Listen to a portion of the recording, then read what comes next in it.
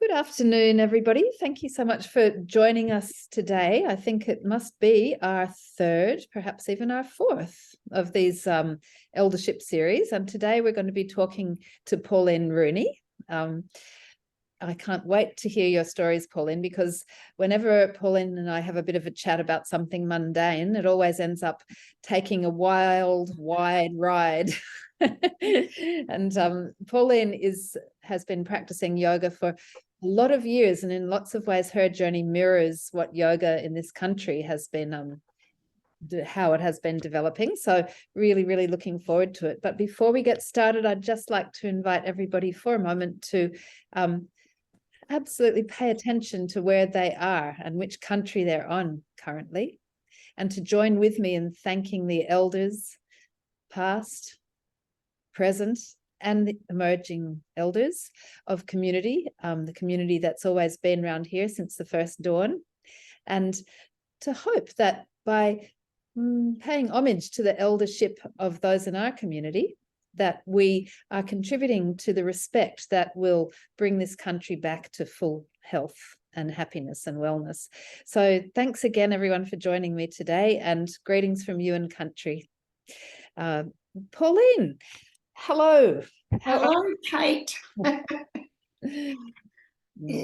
we're on the Yurta country, and it's a great privilege to be so. And we've got an amazing Indigenous community here, and I'm just loving being a little bit minusculely involved, because it's just so wonderful. And I've had the privilege to work in so many, at Uluru, in Broome, at Warrawong in Geelong.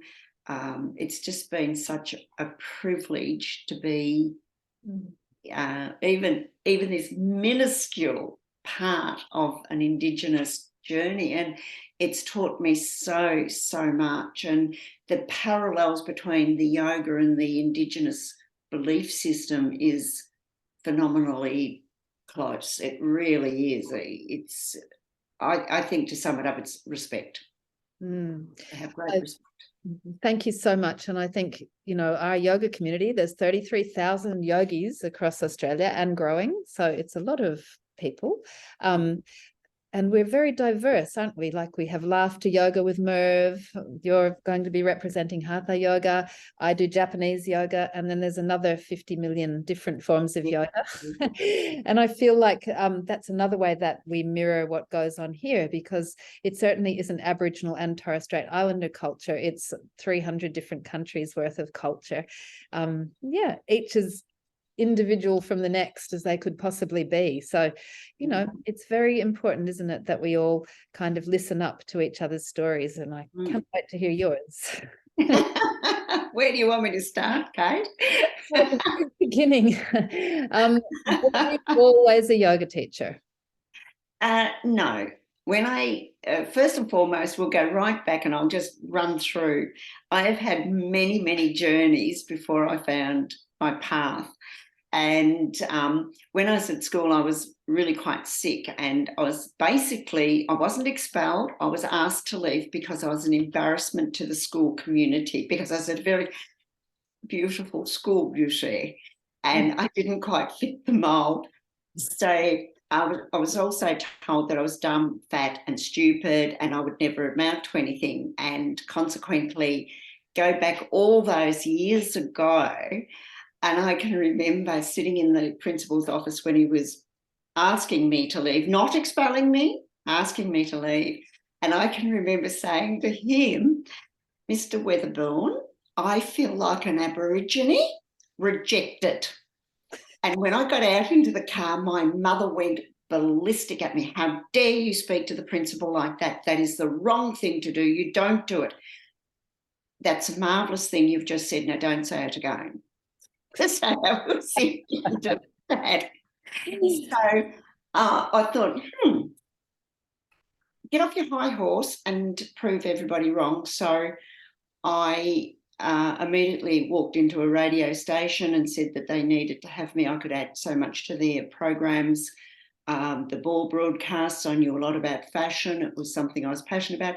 So I worked in radio for about 8 years or something. How old were you then when you walked into the radio station? Pardon me? How old were you when you walked into that radio station? I was probably really old, 17. Well, I'm glad they understood they needed you. And it was just the best time. It was fun, it was exciting, and, you know, full of life and what have you. And then I decided I was going overseas, and I was sharing a flat with a female, and I said to her, I'm going overseas in 12 months. If you want to come, be ready. She said, you have $15 in the bank. How are you going to do that? I said, sit back and watch. So 4 jobs for 12 months. We flew out 12 months and 3 days later and lived overseas for probably a bit over 2 years or something. So came back and life was very disruptive, and I worked in an orphanage for 12 months and cried every day and every night and couldn't cope because the sadness was just overwhelming. And then I went back to, when my dad died, I went back to a small town and stayed with mum for a while, and I did odd jobs, and I'd read about yoga and I'd seen when I was overseas this yoga thing, and it was wonderful, you know. So I had one book because there was nothing really written.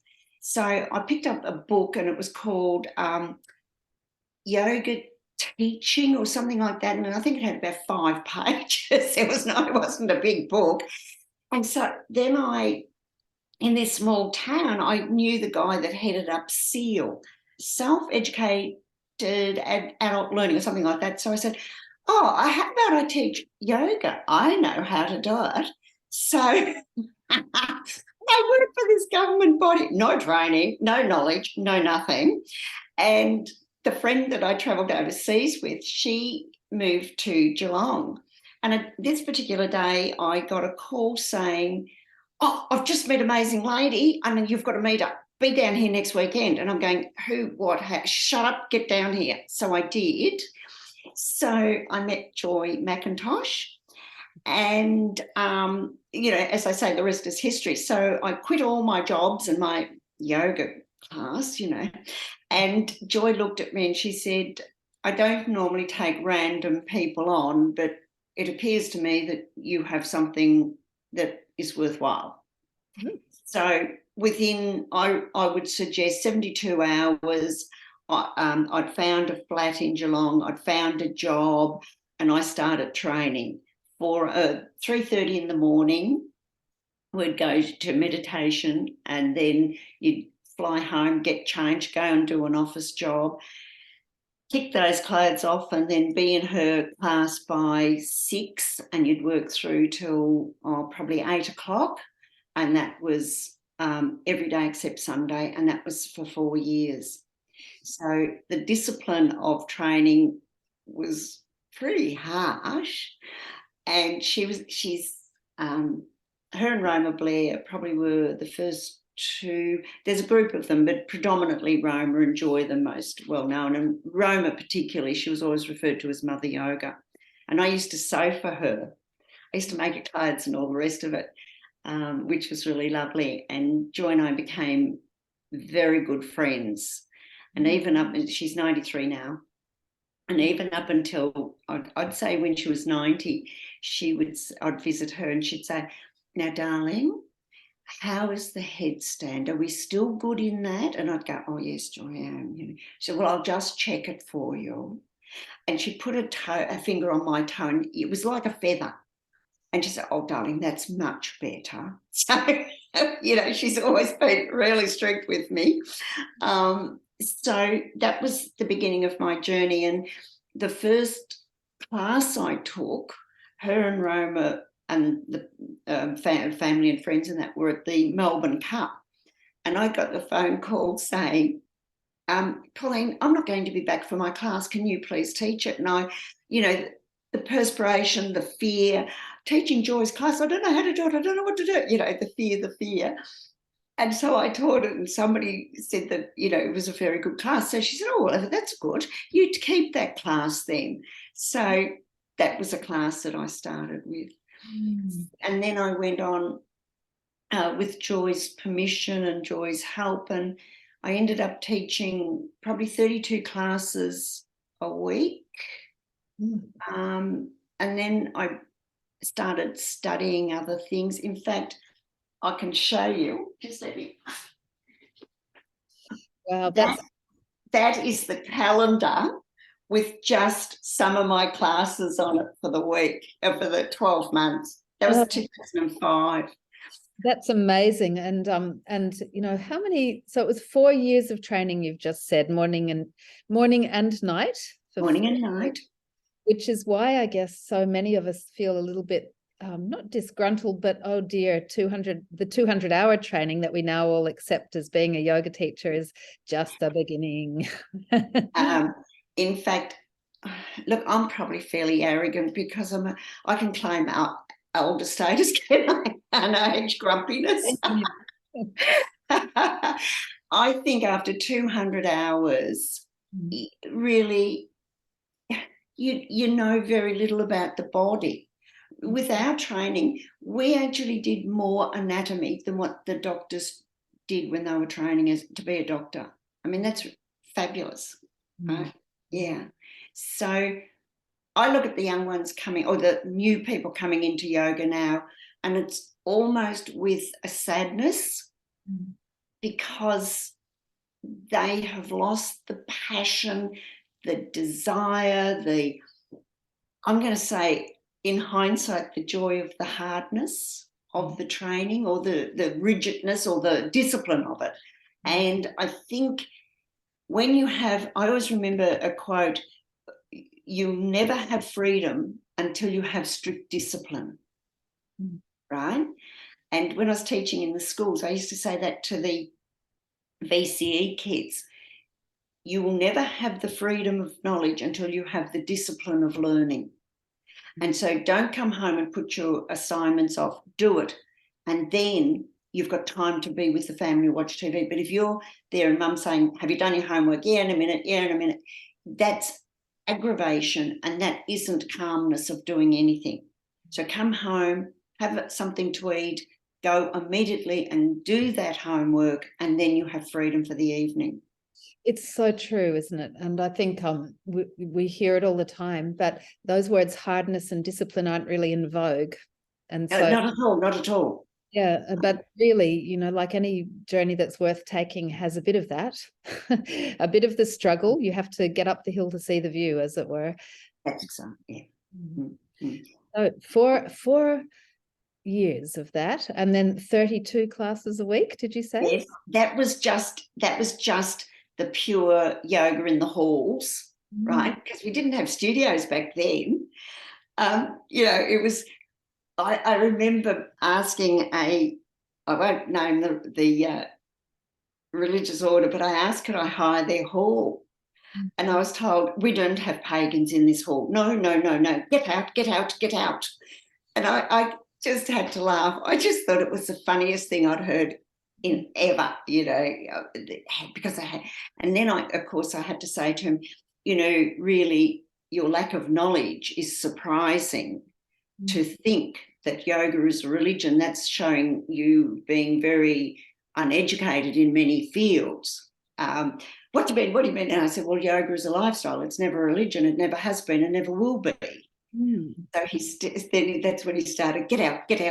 So that order came from on high, didn't it? And I know in recent times, I'm talking about 5-6 years ago, that up in Lightning Ridge, the yoga teacher there was given permission to teach in the hall, which was the annex to the Catholic Church. Yes. And then when the parishioners found out about it, then they became very, very angry, and they changed the key lock, and then it got more and more kind of us and them. Same reason being that they were doing the devil's work by teaching yoga. Yes. And they actually ended up bringing the Archbishop out to Lightning Ridge, who how exciting, very exciting, who said that, you know, you must allow these people to teach yoga. Yoga is not a religion, it's a lifestyle and very useful for everybody. But they didn't listen to him. So after he'd left town, they boarded up the doors and completely prevented the yoga teacher from teaching. So funny times we've been through.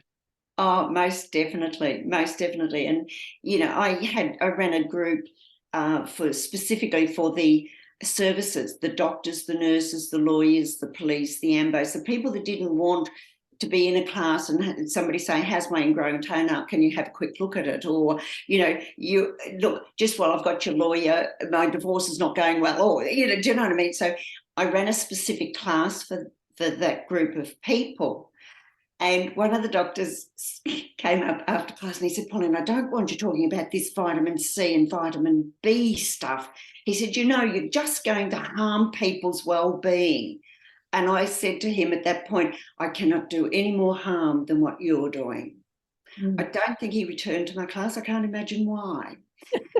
You know, so anyway, it was just, you know, and then I went on and I taught interesting groups. I taught a group of nuns. I've taught prisoners. I've taught in one of the most high security prisons in this country, in Victoria at least. I taught in schools. I went on and I taught special needs or all abilities. And I think the expansion that this has given me is so exciting and so wonderful. And in amongst all this, I decided, oh my God, there's so much. I want to come back a million times over. So I studied therapeutic touch probably 35 years ago. And I've done 3-in-1 concept. I've studied, QT, quantum transformation. I've done Bach essence, you name it. I've probably got a ticket somewhere in it. You know, I'm a hypnotherapist. The list is, I joke and say I've got enough tickets to wallpaper the toilet. You know, it's just really amazing. But no matter what I have studied, I always come back to the traditional Hatha yoga. That is the key to having an incredible life. And I always say, if you have to push through and harm your body, and I'm very arrogant about this, if you go to a gym or anything like that, and you know, go on, break the barrier, why would we want to abuse our magnificent temple? So anything, again, for us elders, I can probably say this, I always think with the Sarah Lee, it's the layer upon layer upon layer that gives perfection. So, Tanya, what are you laughing at? Oh, Tanya, you need to take yourself off mute. Yes, yeah, that's right. And you must build up. You can't stand on your head today. No. You must be strong. Do you mind showing us that mudra? Because I challenge anybody to do that mudra straight up. It takes a while to get to the point that you get to when you do the mudra that you were just sharing with us. Yes, it's the thumb and index. Yeah. Then you use your left hand. We always go to the right because that's the masculine, right? So you use your left hand to step up and over the knuckles, right? So it looks like that. Wow. But the perfection in that pose that you've just created there, Pauline, is something different than mine. I haven't ever done that before. You just work with it. One hand, Tanya, only one hand at a time. Otherwise, you confuse left, right, brain. And then you step them down and then you do the other side, just like that. Beautiful. Yeah. Really beautiful. So it's amazing. And then the other one that we do we talked about it because I did a lot of work in corporate. And as I said to you the other day, Kate, we had to change the name because yoga was some weird something or other that nobody wanted to do. So we put up a program called Workplace Easy. And then I wrote a book called Office Size Made Easy. And it went on and on and on because people wanted to do it. Their bodies were breaking down at the office, and it's because of ridiculously stupid positions that they sit back and not up, and their gut muscles are not strong enough to hold their spine up and all those sorts of things. But carpal tunnel, because of modernisation, is a very big thing. So have a go at this, guys. Tall man folds back, and then you bring your left hand to face up, index and ring come together. right? Now, you don't hold your heart finger back. You just let it to be soft. Okay? Now, yeah, just the thing. Yeah, that's it. Good, good, good, good. Now, turn it over.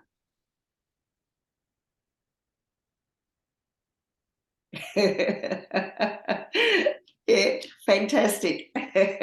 And you'll often find that it works in one or the other carpal tunnel area. And if it's working in there, then you need to do that more frequently because it strengthens up through the carpal tunnel areas. Yeah. There's so many tools. I often call it a yoga toolbox, really. There's so many different ways. And, you know, whenever I'm thinking about yoga, I always think that you start your first part of your yoga journey like do, re, mi. Yes. Using the body and the breath and the mind complex in that way. And then you go on and on and on. And how many years have you been practicing now? Oh, Roundabout? about 42, 43 years, something like that. And, you know, you hear teachers say, oh, I've been teaching yoga for 3, 5 years, but I've had a baby, I went overseas, I fell off the wagon. But, oh, yeah, I can honestly say I have been teaching for possibly 45 years. And up until, I'm going to say 15 years ago, I'd had 4 nights off. I had a baby, my mother died, I went to the Phantom of the Opera, and I can never remember what the 4th one was. You know, like just, to me, to take a class is excitement on steroids. Anything that I can get my teeth into, and I've got a gorgeous girl, and she has a mental condition, and I don't think I've ever yelled at anybody so much and what have you. And last night, I could have cried. After all the time that I've spent with her, she said to me, oh, you know that white light stuff? I said, oh, yes, yes. She said, it's kind of like just a blanket that you can speak through and see through, but they can't get at you, isn't it? And I just went, yes, that is exactly what it's like. Oh, she said, I think I'll just wear my blanket to work every day and I'll be right. And I just, this is after about 12 months, 18 months of working with her. And that penny just dropped. And I thought, what a privilege. How amazing is this yoga that there's a girl that is going to be okay. She's got a blanket. She's got her, you know, that's the magic of yoga is amazing. It is incredible, isn't it? And, you know, that's a tool that she doesn't have to pop down to the local doctor every week and get another batch of it. She can just wrap that white blanket around her whenever she needs to. That's right. Whereas laughter yoga, you know, the same thing. Yes. You know, once they know how to laugh, they know how to laugh. Isn't it, Merv? Yeah. He's being very shy. I'm on babysitting duty again. I'm listening to everything that's going on. It's a full-time job, Merv. Oh, it is. It is. But it's a pleasurable job, isn't it? It's very, very pleasurable indeed watching them develop. Well, just rub it in because that's something I'll never experience. And I think it'd be lovely. So enjoy it immensely. But it sounds to me like you've brought an awful lot of people up, Pauline, over your 45-year journey. Yes, yeah, I really have had an amazing time. You know, I've spoken overseas, I've taken corporate groups on Vipassanas, and when we go on a Vipassana, I'm a bit tough, Kate, I'm afraid. You know, there's no mobile phones, there's no reading, there's no TV, there's no drinking, there's no smoking, there's no meat eating. You know, we meditate. I ring the bells, they come out, they eat, they go to the bathroom, they go back in, I ring the bells, and everything is in sign language unless there's a problem, and then they can step out. And I've been to some phenomenal places. Amazing places. Uluru, I've done quite a number in Broome and Tassie, and just all around. And it's just been a privilege and excitement. When you do that, do you do 10-day Vipassana? Personally, I've done 14 days. But what I found with corporation, no, probably 3 days you can get them to hold their mouth quiet. You know, one of the girls, she was, oh, well, I won't say where she headed up, but she was very high up in corporate, right? And tough. Anyway, as we walked out from the session and we were having our debrief, she said, I hated it. It was disgusting. I don't believe anybody should have to go through that ever again. It was humiliating. And she went on and on. And I'm sitting there going, oh, dear God, you know. And then she said, now, Swami, when's the next one? Put my name down. And I went,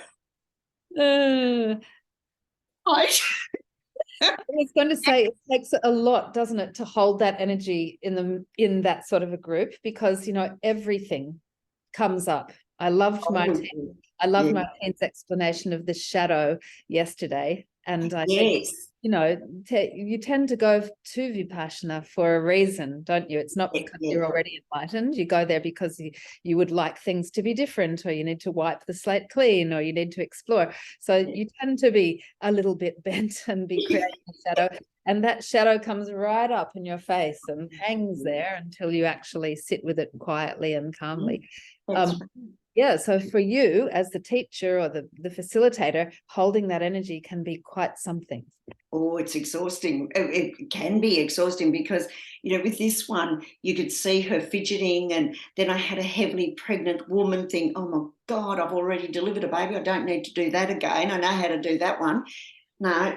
And then I had 2 ladies that decided that they would have an incredible fight. And I don't mean verbally. They decided that they were going to have a little punch up. That was more than interesting. I didn't know quite how to handle that. You know, so, but, you know, you've got to expect the unexpected, and you've got to deal with it professionally. And you just have to say, well, thank you, God, there's an experience, and please, I've done that. Don't give it to me again. That's okay, I've learned. You know, so many of these things have been amazing, absolutely amazing. You know, it's you look back on it and you go, how did I handle it? Why did I need that experience? You know, it's just. Do you find that that as life gets longer and longer, and may it get much longer still, that you get confronted with a new experience or a new challenge and you go, oh, that's why I had to do that all the time back there 40 years ago, because otherwise this would make no sense and I'd be of no use whatsoever. Does that ever happen for you? Oh, most definitely. Most definitely. In amongst all the things that I've done, I worked in special ed. I was probably one of the first group in Australia to do Halliwick swimming with special needs and things like that. And just the other day, I had a guy that I didn't even know. He said, we were chatting, his wife was looking at something, we were chatting, and he showed me a photo of his son, and he said, what do you think of this? He was such a proud dad, and his child obviously had special needs, and he was swimming. And he was doing very well. And I sort of said, oh, look, if you can get him to do this, and if you can get him to do that. And he just looked at me and said, this kid's about to go to the Olympics, the special needs Olympics. And he said, and his coach has never told him that. And he said, I'm going to tell him to do that. So a week or so later, he came back in and he said, hey, do you remember me? And I'm going, oh, yes, I do. You know, he said, have a look at this. And the kid had gone from sort of splashing the water into this really beautiful movement. And he said he's just blitzed his time. He's not something like 3 seconds off. Oh, wow.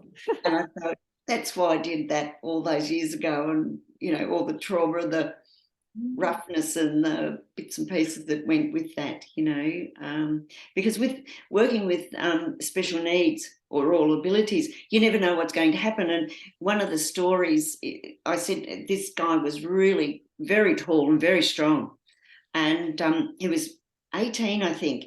And I said to his mother, please don't take him to the show, and please, if you do, please don't bring him to swimming. Well, she did. And he grabbed me by the back of my bathers and lifted me up and went Orleans a doll and was just swinging me around and around and around. And I'm thinking, all he's got to do is get sick of me and throw me, because he could, you know. And that was terrifying, absolutely terrifying. So I've had a few close calls with the work that I do, and even with the yoga. I taught a lot of little children, and I was teaching a group of immigrants, and this little boy, he was 5, and he came up and he grabbed me around the throat and he said, I'm going to kill you. Wow. And I had to sort of really pull back and think about that before I said, now we'll let your hands come off my throat, won't we? And I had to really, in that moment, really calm down myself over the shock. But the poor little kid, he'd seen so much murder and mayhem in his own country. He didn't know what he was doing.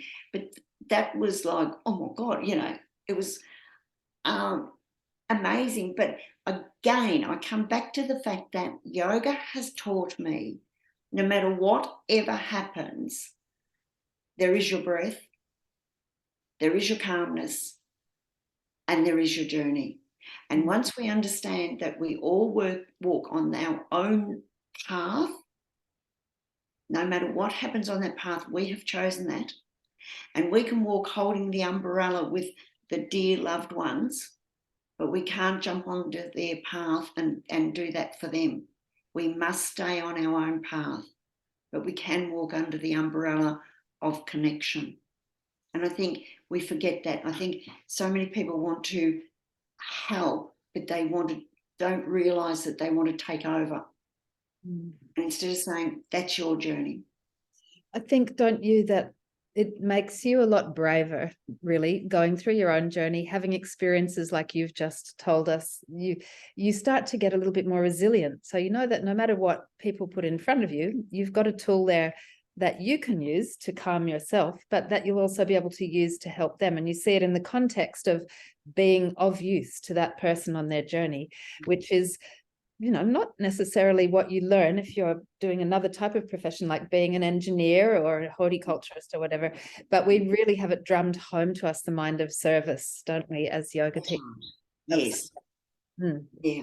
And, you know, the other training that I did was, it was, again, I think it was 3 years, and it was learning the, I'm going to say, you know, so simply was learning body language and eye movement and things like that.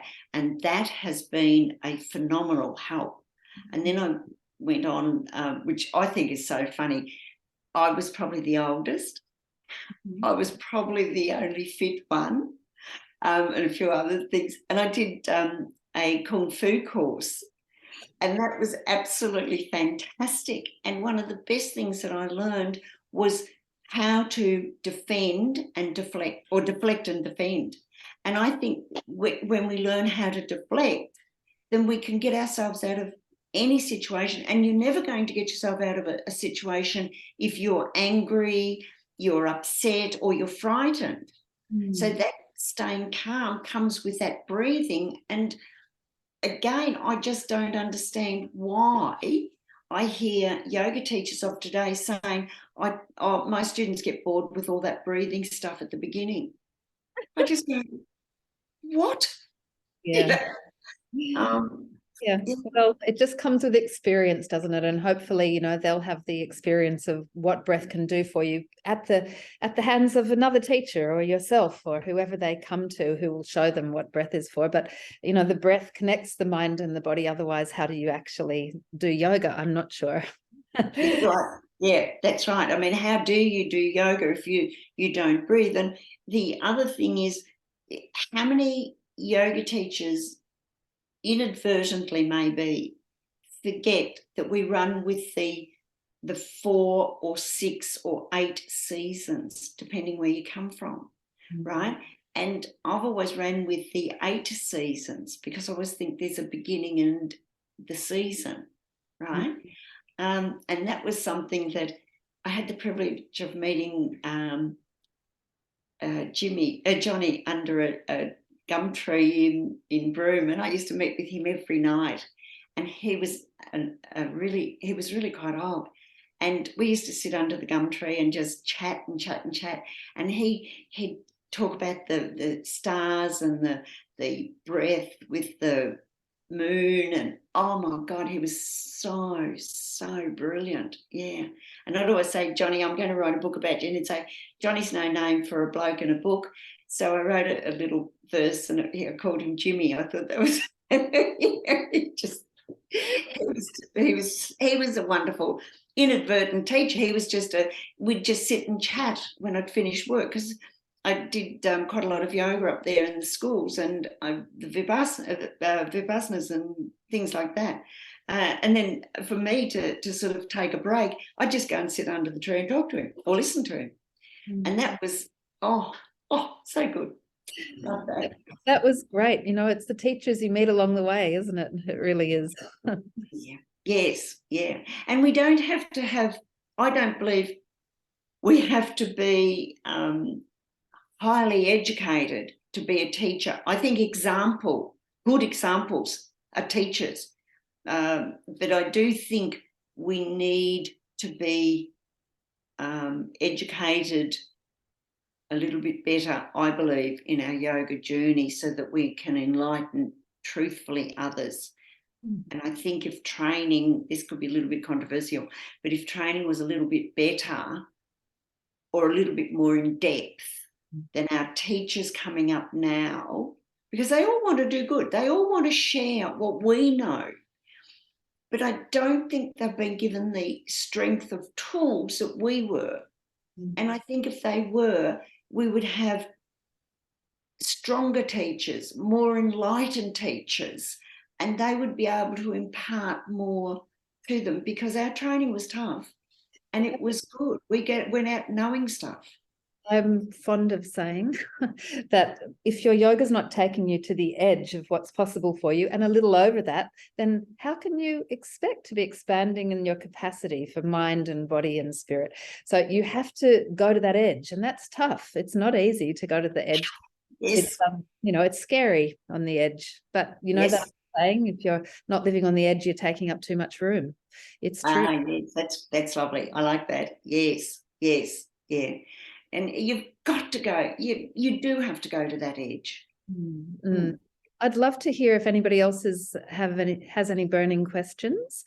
Susie, you're cooking for your 14-year-old dog, and totally excused from asking any questions unless you'd like to. Anybody? You go, Merv. I'll just follow up on what was just being said then. The child has left the room, so I have more focus now. Someone, sayings are great to help make reason out of things. And someone said to me recently, there's cooks and chefs, and cooks use a recipe, chefs use understanding, and not everybody's cut out to be a chef. And I'm going, sometimes we expect too much of others to believe that they even want to be a chef or will ever get to be a chef. What's your comments on that, Pauline?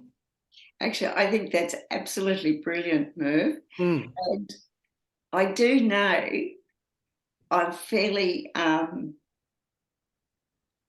tend to use the word arrogant, and I don't think I use it correctly. I'm very passionate, viciously passionate about good, strong training and allowing people to know. And I think what you're saying is a beautiful saying, and I think that's a terrific way of putting it. I also believe that to be a cook of yoga is a wonderful thing, but you can only take your students so far. To be the chef, and then I think you've got to know when to hand your students over to the chef. Yep.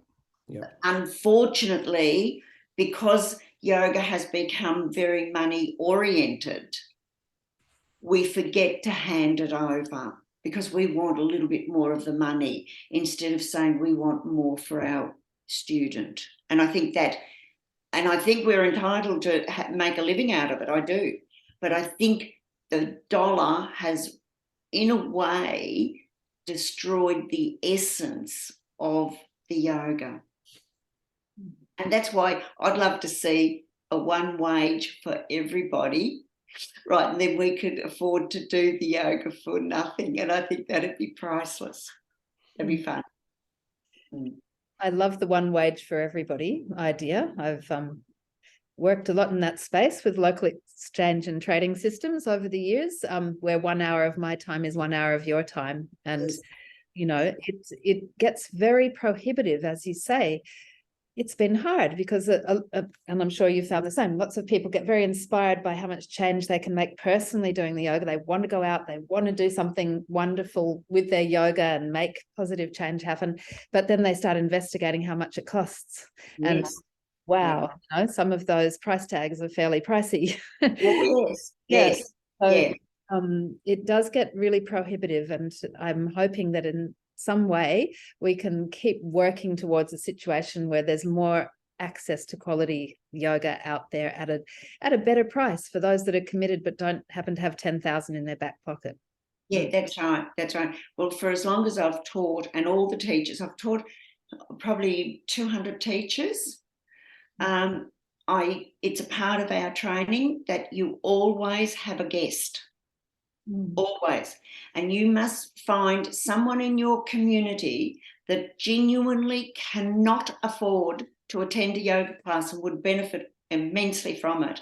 And you must invite that person as a guest. Right? So I probably had about 32 guests.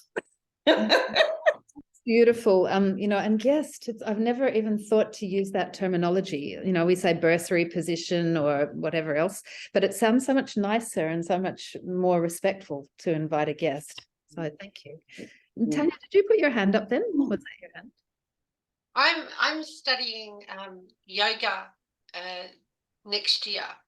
I found Danielle Beggs and doing the trauma-informed yoga, right, for refugees and for community groups, and, you know, to be of service.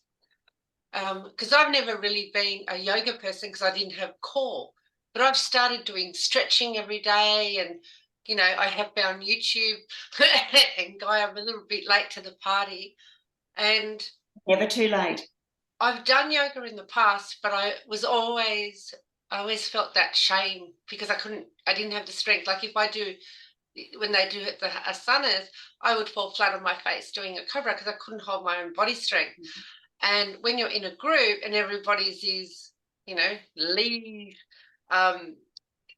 flexibility, and they're packed classes, so there's no real support. So I really wanted to learn yoga from the perspective of, I've studied meditation. I'm a meditation teacher. I've studied energy healing. And I know that yoga that's where it came from. So for me to learn yoga from a holistic, a whole perspective, then that means I've covered the movement, the energy, and the meditation space. So I'm coming at it from that perspective, and I'm doing the course predominantly for myself. And then to see whether there's an extra spark that goes in, but I see myself as offering bits of that and moving into that trauma space or into the grief space, and not doing massive classes or anything in that way, just more boutique, I would, or as part of something else that I'm doing that I can offer, you know, for fiery and fabulous women over 50. So I'm coming from that perspective. What advice would you give me starting out, you know? Yeah. The advice I would give you is, if it's fantastic, Tanya, absolutely brilliant. Now, in my teaching, I say I do not wish to cite a show pony. If you're going to demonstrate something to me, I'm not interested. If you're going to help me to understand what you're doing, I'm interested. So therefore, don't ever allow anybody in a class looking fabulous, and don't look at all the YouTube, except ours, rubbish stuff, because they're usually ballerinas, contortionists, or some gymnast that they pull out of there to make them look fabulous. And they've got these gorgeous little bodies. And I've always said I could look gorgeous in bridge if I had another 6 foot on my legs. You know, my legs are so very long, they're about this. So I never look gorgeous in the bridge because everything's still on the ground, but I'm pushing up as far as I can. So we don't look at what they look like. You've said you do energy. Look at the energy. Look at the truth of what that person is doing. Look at your own truth.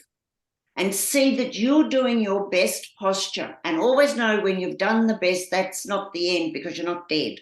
So there's a little bit more to do. Yeah. Right? So always just work within yourself. Forget there's nobody else in the room. There's not another person. You are there to learn from that teacher. So there's nobody else in the room. So you do the best for you. Don't worry about others. They're not there. They don't exist. And when you're working with vulnerable people, again, I've just put a program together called 60 Plus and Gorgeous. So again, I'm training teachers, qualified teachers, in how to deal with the aged and the vulnerable. And there's one thing I've learned is they don't want to be seen as being aged or vulnerable. And when I worked with the Vietnam vets, I never called them Vietnam vets. I used to go, hi, you gorgeous guys, right? I've got my gorgeous guys today. And male, female, I didn't care what they are. They're gorgeous guys. They're gorgeous energies. And we always worked with how to sit in yourself. So don't forget to sit in yourself. It's so important. I don't care who's in the room. You're the only person in the room. And if you see somebody looking really pretty and in little bits and pieces that, you know, I'm not interested in their energy. I don't want that near me. Put your white light blanket around you so you can learn from your heart. And when you learn with your heart, you learn beautifully.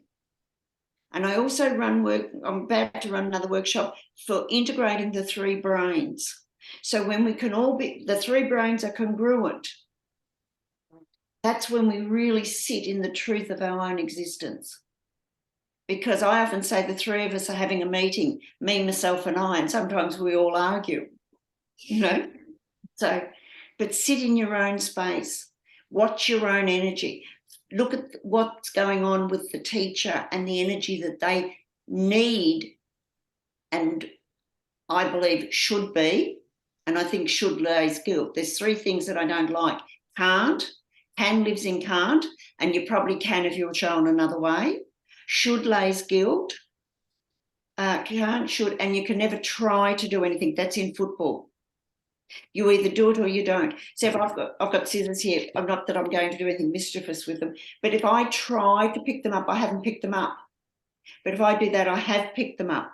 So where's the trying? There is none. It's in football.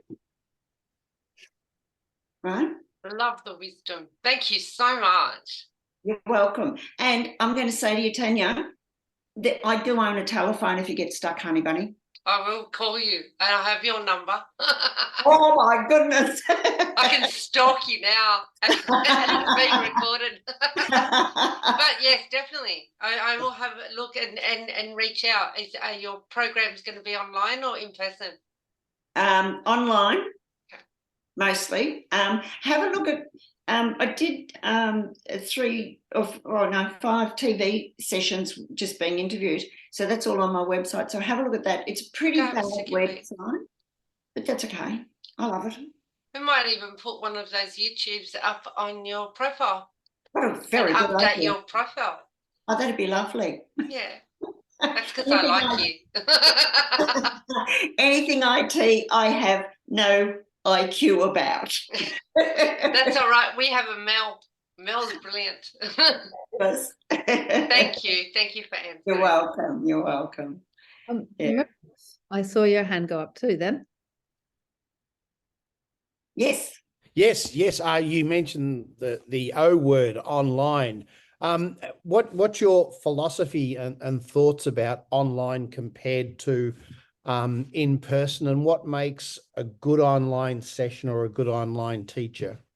Okay. Terrific question, Murph. Personally, I am extraordinarily tactile. So for me to have to go online at this point in time where, please don't touch me, I'm probably safer online, because I want to run up and manipulate. And, you know, when somebody's doing trikonasana, I want to put my foot not to push, but just on their hip and lengthen them out. And you get magnificent results. But now I have to say, please, may I put my foot on you? Can I, you know? So online, I'm safe. For me, I think, oh, yeah, that's probably naughty to say that. But nothing beats tactile personal training. Nothing. However, online has given me the opportunity to be able to or be slowed down and to teach still the people that really want and need the yoga that I teach. After a while, you can very much build up the watch of the energy and the movement of the chakras. So you have to learn how to teach online. I'll put it like that, Merv. Personally, tactile in a classroom is fantastic. However, and you get the feed from all the energies in the room. Whereas when you're online, it's very much stagnated, I think. But you have to learn to read the screen. And once you learn to read the screen, you can pick up amazing stuff. In fact, one of my students, she said to me, and please excuse me, but she said, I really hate you because when we did it online, I didn't think you could see when I turned my foot or my big toe in the wrong way, but you still see it all, don't you? So you learn to watch in a way that you probably use your energy fields much more in a classroom than what you do. You have to use all your senses when you're teaching online. Yeah. So it's good. Mm-hmm. Yeah, well, you know, there's just nothing beats having time too. And being online always feels to me a lot more regimented in terms of when we switch on, when we switch off, you know, whereas in yoga you have that you flow in and you might chat to the teacher while they're setting up all the mats, and then afterwards you may have a cup of tea, or, you know, then you walk down the road together, whatever else. It brings a lot of incidental contact and discussion and mulling over what's just happened. I think that that's really an important part of developing a yoga community. Yes. So, you know, yoga class, yes, we practice on the mat, yes, but it's also the sangha or the community that we're developing around us that's so important, isn't it? I think so. I think yoga is community, and I think it's magnificent to, in your own classes, to see. I've always stepped back as the teacher. I've always been sort of like approachable, but I've never befriended. That was something Joy always said. If you become really, friendly, then you have a different opinion and a different knowledge. Whereas if you step back from your students, you can teach much better because you have to use your skills instead of verbally knowing that today Freddie had a really bad day at the office and is really angry about something. So inadvertently you might slide your class to be more for Freddie than the whole class. So Joy was always very big on you step to the side, and you don't have friends in the yoga. You have people you want to enlighten, share, care, and assist in their development. So she was always big on that. I think if you could just say those words again, you're probably describing eldership. What was it? Enlighten, share, care. Yeah, and enlighten, share, care, and develop or assist in the development of other people. Yeah. So she was a wise woman. She is a wise woman. Yeah, I do hope that I get to meet her one day, because you said she lives around here somewhere. Yes, yeah. She's not so very well yesterday when I phoned her, but she's the most beautiful woman and wise, so wise, and I just love her to pieces. Yeah. Isn't it gorgeous to be given that? You know, you've got a lineage there. There's Joy, straight to you. And Joy went to India. She studied. Yes. Her and Roma, Blair, they went to India, and I can't imagine what it would have been like. She was this most stunning bombshell, blonde, gorgeous, professional singer, a hairdresser, and Roma was a flaming redhead model on stilts for legs. They went forever, right?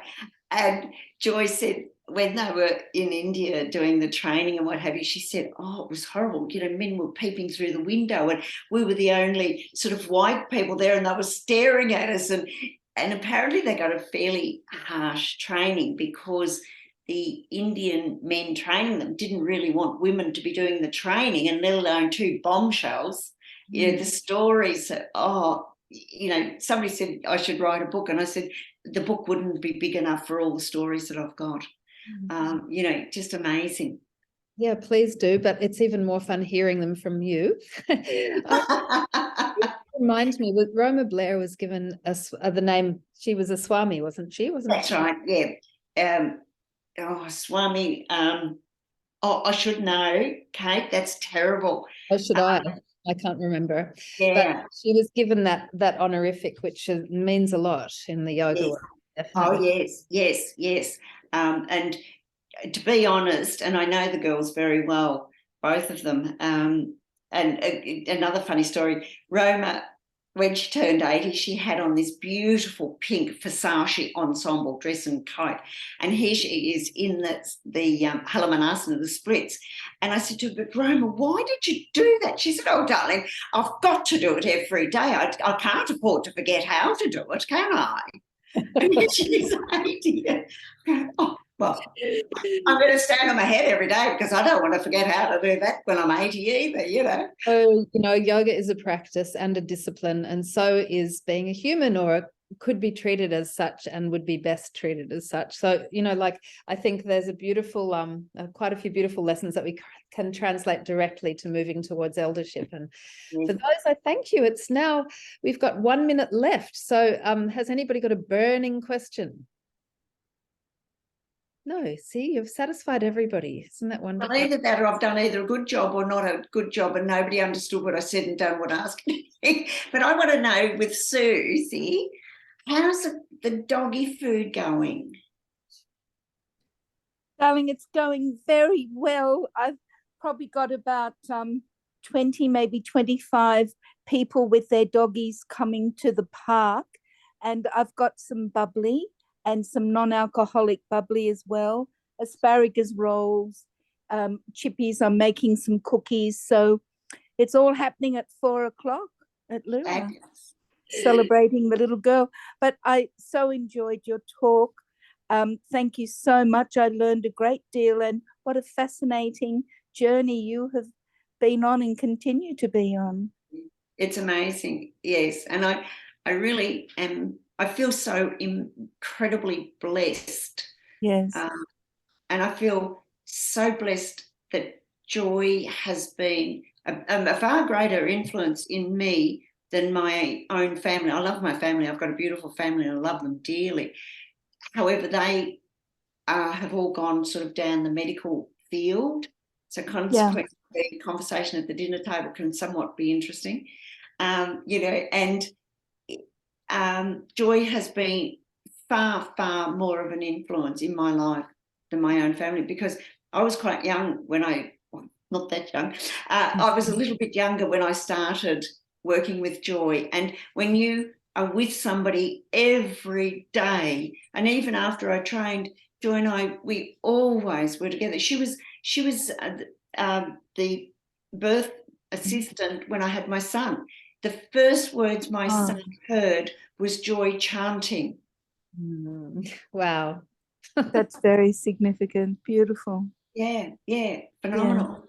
Yeah. So consequently, have they got a close relationship? Straight into the vibration, Susie. Yeah. My word. Gosh, that is so lovely. And it's such a privilege for you to have asked Joy to be with you. What a love you have between the two of you. I don't think I asked. I think she said. Well, she's been a great influence. Oh, magnificent. Yes, absolutely magnificent. And I sometimes contemplate, I just wonder where my life would have taken me if I hadn't have gone on this journey. It doesn't bear thinking about, but every now and again I go, I wonder what it would have done. Yeah. I can't even imagine doing anything else. Yes. Oh, strong guide ropes. That's wonderful. Big passion. Yeah, it is a passion. It's not a job. And I think one of the girls said to me once, one of the girls that worked with me, she said, one of my PAs, she said, I've never heard you say you're going to work. And I said, well, what do I say? She said, I hear you frequently say, I'm off to play. I'm off to play. Yeah. What a beautiful way to have spent your life, really. Playing. And understanding that that's allowed, because it's a great joy having your own way of being in the world, your own business, your own passionate thing that you do, and to make that into a life. So congratulations, and a huge thanks from all of us for being here and sharing so much with us. I've drawn some real gems from today, I've got to say, and some of those gems were because of the questions asked, so thank you very much those of you who've asked questions. So Joy, we're going to be putting this recording straight up onto the SoulAdvisor YouTube, and we'll send you a link to it, and everybody else can just head to YouTube, SoulAdvisor, and you'll see us there. You'll have to say it out loud, Tanya, because I don't have my spectacles with me and I can't read what you've said. I just said, Pauline, please write your stories about yoga. The anecdotes, just even if you just type them up and put, on socials or something like that, share your stories of, a mad woman in yoga. Yeah, I think they'd be wonderful, and one day put them all together, and that'd be something wonderful for people to read. Truly, really. Mother always says, she's 88, so she's a beautiful example of elderhood, actually. And she always says, I've entered my anecdotage. Story after story, and there's, her mind is incredibly sharp, and the stories keep it alive for her and us, and pass it through. So thank you for all your stories. And thank you, everybody, for joining us today. Much appreciation. Take care. It's been a pleasure. So thank you all. Thank you. Thank you, Pauline. That was amazing. Thank you. Okay, bye.